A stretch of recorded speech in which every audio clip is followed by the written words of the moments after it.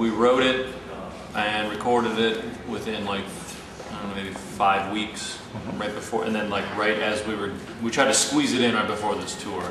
So it's not complete, no, but all the writing and all the music is there. So we're trying to do it from the road. We say, hey, mix something and email it to us, listen to it, send it back, do it again, whatever. So to me, it's like a bunch of short bursts of energy. You know, each song is just some things that we were feeling at the time that we're just like, let's record this idea right now. It's very what's the word I'm looking for? It's we're just like capturing the moment.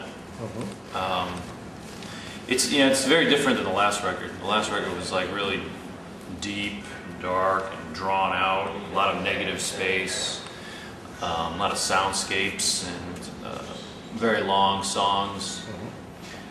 And this record is just spontaneous. That's the word I was looking for. Very spontaneous record. So it's kind of just like boom, boom, boom, boom, boom, boom, boom. 14 songs. So it's much different than the last record. Totally different direction. Some of the riffs for the new record are riffs that I wrote years and years and years ago. That was just a riff that I've got millions of riffs in my head and in my recorded. That when two people get together, like Braun and myself, our drummer, and he says, hey, I got this idea, it goes like this, and he'll hum something, and I'll say, okay, and I'll learn it on guitar. That's how a lot of songs are made. And then in my head, something will click with an old riff that I had. I'm like, oh, this riff might go here, and I'll play it, and then we kind of make it fit in there. And then like Brent might come in, and he's like, oh, I like what you guys are doing. Here, I got this, and he'll throw. It's just kind of like stuff that's in our head floating around, all these riffs. You know, obviously as the band gets bigger and time goes on and technology evolves, we've got recording devices like, right on my phone. If I have an idea, I just hum it in my phone and for later figure it out on guitar. And a lot of the times it's almost weird. We just kind of think alike in the band. There's a lot of songs on the new record that was a collaboration between Braun and myself where he's humming an idea and I said, that's perfect. I have the exact riff in my head too, and I'll play right along to it. And we'll have all of a sudden we have a song. It's just the way it works. It's weird because we would have a song almost finished, and we're putting the drums down, and I say we need a part, and I'll just write something. It just comes out of my fingertips, I guess. I don't know. Maybe it's not the best riff in the world, but it's something that, like a glue that puts these two pieces together. We need something here, and just come up with something off the top of our head. So, some of it is thought out.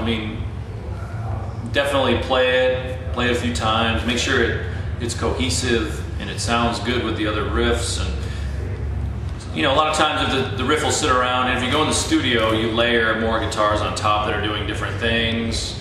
So it sounds like a lot of stuff is going on, and it is, and maybe that's what we were talking about. But I don't know. We try to just we write so many riffs, and when you write one that catches, grabs a hold of you, we keep it. The other ones we just throw out. Just throw it over there in that pile, throw it in that pile, write another song. Well, maybe we'll borrow this one again, use this one again. We recycle riffs, and that's just what we do. I think with Mastodon, we kind of just started in the basement and just started playing music that we liked the way we wanted to play it. And I think because we play all of our influences from Thin Lizzy to Metallica, Slayer, to the Melvins, to even country music or chicken picking kind of rock and roll. Each person in our band has a totally different personality, and it shows through the music. And each person in the band writes, and I think that once Mastodon just started playing, we're not a flash in the pan kind of band. We look up to bands like Neurosis and the Melvins who've been doing it for 30 years, and they're not rich and famous. But to us, the music doesn't matter. It's the music, it's the feel, the vibe, the religious, just the goosebumps that you get when you listen to a band like Neurosis or the Melvins, or High on Fire, all these bands. you know, obviously we look up to them, and we want to, not consciously, but it's cool that people look at us like we would look at them. I mean, that's a great compliment, of course. But I think, you know, once Mastodon started, we just started playing and kept playing and kept playing, and we didn't care that we're not, you know, being in the music business is not all about being on TV and you know, making millions of dollars and driving nice cars and all that shit. That's not for us. We just play music, and I mean, you know, wear dirty clothes and tour around the world, and that's, to me, that's what's important, is just getting your message out and playing the music that you feel inside, and not compromising ever.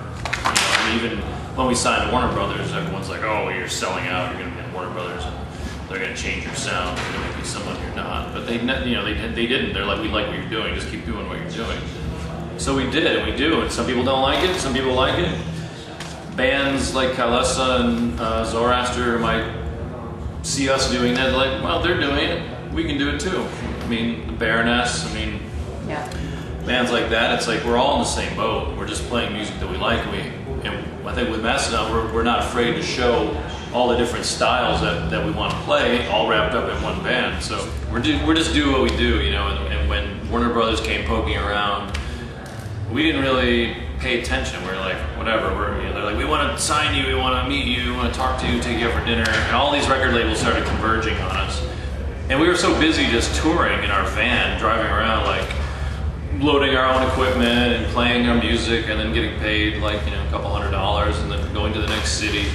And these big, huge record companies are like, "What's up with these guys? Why don't they return our phone calls?" And I don't know, we didn't really think it was that big of a deal. But then finally, we sat down with them, and they said, "Well, we want to do this." We're like, "Well, we don't sell that many records. I mean, well, I don't know what you want to do.